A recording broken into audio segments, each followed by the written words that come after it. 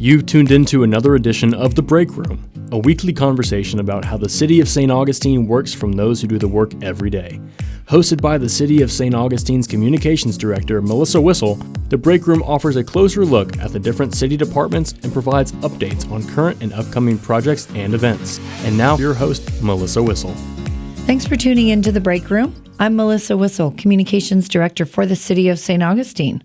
This week, we're talking about all things recycling, starting with America Recycles Week. We've also got an upcoming community recycling event. The city is phasing out of glass recycling, and we're working on a new recycling branding campaign. So joining me in the break room to give us all the information we need on all this great recycling is Todd Grant, the city's Utilities Director. Todd, welcome back to the break room. Thanks for having me. So going back to that litany of many things we have coming up, let's start with America Recycles Week. We always have these themes, thematic weeks. So America Recycles Week. Yeah, it is kind of ironic that we have a week and a day to try to highlight the importance of recycling. And lately you have communities that have stopped recycling completely. Jacksonville, for one, St. Augustine Beach. The city, we're still collecting and sending our recycling off to the facility. So it's important, I think, now more than ever for people to look at this week and this day as, instead of recycling, it's reduce and reusing as well. There is an importance to recycling, and we're still trying to get our citizens on board with what can and can't be recycled. Right. That's a real issue too. When people think of contamination, it's not just because there's a chicken bone in, it's also because of the wrong material being placed in the bin. Although it may seem like it's recyclable because it's plastic or what. It's got that little code on the bottom. Correct. Right. So you mentioned St. Augustine Beach, and I do want to make sure we clarify they are working to bring back recycling. Correct. They had a private contractor, and that contractor is having difficulty picking things up on time, much like City of Jacksonville. And so they're in the process of coming up with a plan for them to do it themselves, the city staff. I think they already have a truck in place, and they're hoping by January 1st to actually roll out their collection. And so in the meantime, because the beach and the city have a good partnership, we have put 3 8-yard containers out at City Hall for drop-off recycling. At the beach? At the beach City Hall, and I will tell you, it's been very popular. Great. The one issue we have, though, although we can put stickers and rebrand and emphasize, one, to break down boxes, because it just takes up space when you don't do that, and plastic bags. People are still throwing plastic bags full of recycling in the containers. Right. And all that does is jam up the inner workings of the facility up in Jacksonville. And by doing so, it doesn't help us reduce the price that they're charging us. Doesn't help the recycling effort. So although it seems a little bit of an inconvenience, you just dump that contents of the bag into the dumpster and take the bag home, or throw it away, or don't even use the bag. Right. So we're trying very hard, actually with your department as well as solid waste and our sustainability, to come up with new stickers and flyers as far as what exactly is recyclable. So let's talk about it. I've got one here. We are, like you said, we are working on it. Milk and juice cartons. Those are yes. Correct. But not glass jars. Correct. So glass, that's a whole nother topic. Let's hold on that one for a second. But when you talk about food, I always think, well, my pizza box is pretty clean. Can't I just throw my pizza box in there? The rule of thumb is that if it has any oil or grease stains on it, no. It's got to be pristine box. I don't have an oil-free pizza box. And so 99% of the time, you should just throw the pizza box away. Okay. That is something that will contaminate an entire load. When they see that there's been food products in it, they will set that to the side and go to the landfill. What about my plastic egg containers? Well, if it's a 1 or a 2, okay. So you look at the bottom for that little recycling symbol, and there is a market for number 1 and number 2 plastics. All the other ones are not getting recycled. And tin cans, beer cans, soda cans are good, but not wadded up aluminum foil. Correct. Or Okay. That's what we've been told. I'm Okay. sure people have still put the Right. wadded up aluminum foil. The concern there is that it was on top of a casserole or something like that, and it's got food Again, on with the it. food contamination. Right. So cans and tin cans are accepted. Cardboard, newspapers. What about the junk mail, the flyers, the real estate cards? They say that they accept them, even with the windows or the the envelopes that have the little plastic on them. They have accepted all of that. Okay. Paper products and cardboard. And you just mentioned the throwing in the plastic bags. Those are, Olivia gets on here and we talk about that all the time, the tanglers, no tanglers. Right. But in terms of cardboard, breaking down the boxes. Correct. It's two things. It's you throw unbroken down boxes into the container and it fills it up. Right. And so with air. Right. And so you're limiting the amount of stuff we can put in the recycling dumpster. And that way we're actually packing a truck really full with broken down cardboard rather than trying to crush it up ourselves. Right. Like I said, I know it takes a little extra effort, but it goes a long way. Really well, and you bring up a point. If we collectively as a community are trying to do this right, then let's do it right. Otherwise, it's all for nothing anyway. It doesn't work out. Talking about those tanglers, the plastic bags, cords, rope, styrofoam, all of that bad stuff.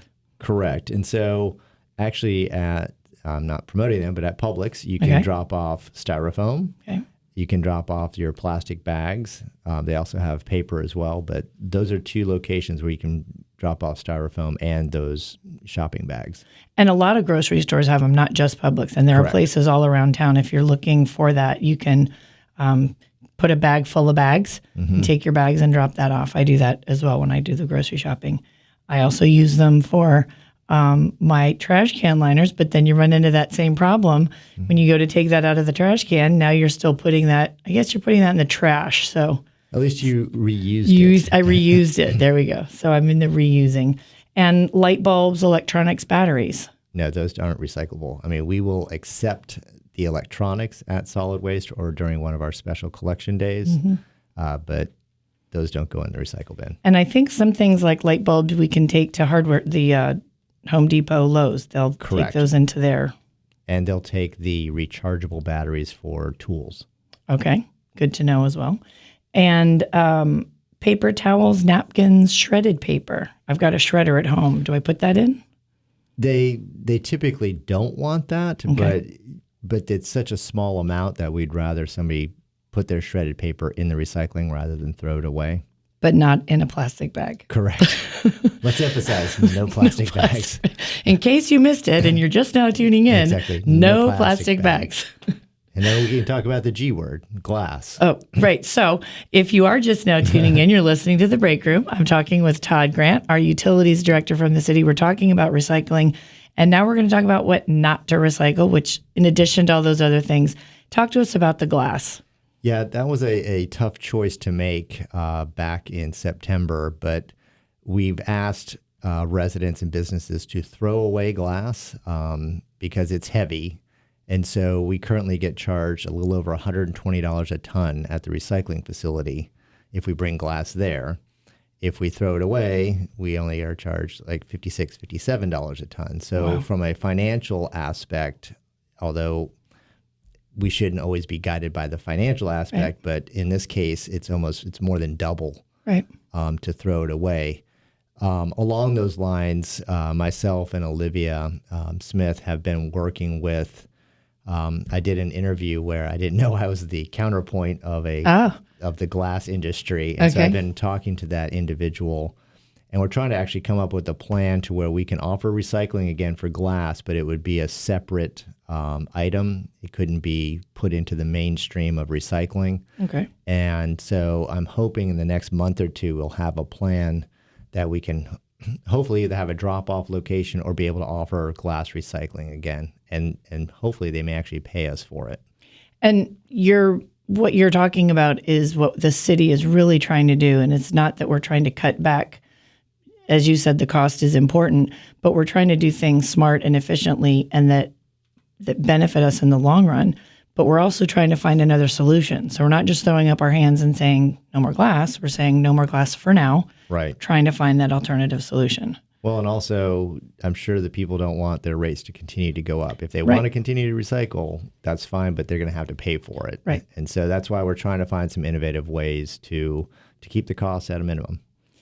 The recycling event. We have recycling events 2-3 times a year. We've got one coming up. We are in November.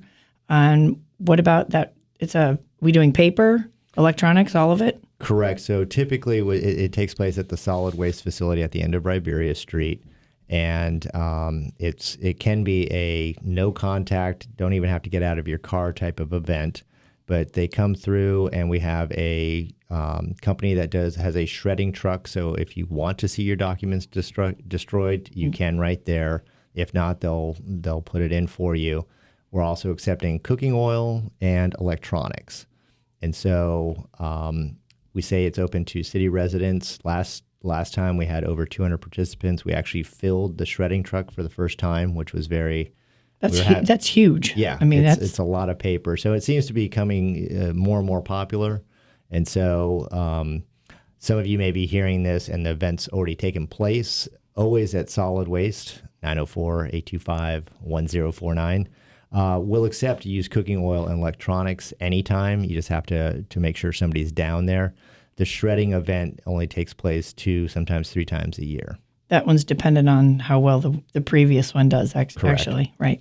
And like you said, it's down there by the solid waste facility at the end of Riberia. And this one is going to be the document shredding, like you mentioned. This is a good time for electronics, laptops, computers, VCRs, DVD players, old cell phones, batteries. If it's got a cord or a plug, we can take it. But no TVs? We will begrudgingly take them. We have to pay to get rid of them, but we would rather they be brought to us than thrown out. Right. Put on the street and put in trash. We're trying to do the right thing. Correct. And no hazardous waste, so no paints. Correct. Things like that. Can we get rid of hazardous waste at the county? Usually during a county event, they'll allow you to bring like old fire extinguishers, gas cans, paint. And so that's where I would promote. Right, the county event or the county recycling. Okay. And speaking of the used oil, you're talking about used oil, and we'll go ahead and pitch this one. We have a used oil event specifically every year after the first of the year. Correct. So usually for Thanksgiving when you fry the turkey or over the holidays and you're cooking, instead of pouring your cooking oil down the drain, we will gladly accept it. And the event will either be at Francis Field or, again, down at the solid waste facility. And the oils are important. That goes to the health of our infrastructure, of our pipes. It does a couple of things. Yeah, it doesn't clog our sanitary sewer system, which then has sewage overflows. It's like a clogged artery. And then also it gets put back into a biodiesel product that's reused again. And that's another one that we then pass along to a processing plant, and they do good things with it. And typically we get a modest amount back. It's $30, $40, but that all goes back into trying to keep rates down and then offer things like our compost bins to residents. Well, we are doing things within the city. We've got a sustainability program going. We'll save that for another day's conversation. But the recycling, as we kind of wrap up here, what we want people to remember is the things that are do and don'ts. Really try to follow that. That would be nice. I mean, once we get more of the stickers, we'll be slapping those on every trash can and trying to get the message out. I understand convenience and ease. It's easier just to throw a box in, or I don't want anything to drip in my car when I go drop it off, and so I just put it in a plastic bag. But the more we can do the right thing, the easier it's going to be to keep costs down. And everybody likes to save a little bit. I would think so. Well, Todd, we've run through all of the recycling. We are about out of time. And as always, it's a pleasure to have you come and stop by the break room. Thank you so much. If you missed part of this broadcast and want to go back, listen from the beginning, or if you'd like to hear any of our past interviews, you can find us on the web at citysainogradio.com. We do want to keep you informed about what's happening in and around the city, and most importantly, that you hear it here from the people doing the work and making it happen every day.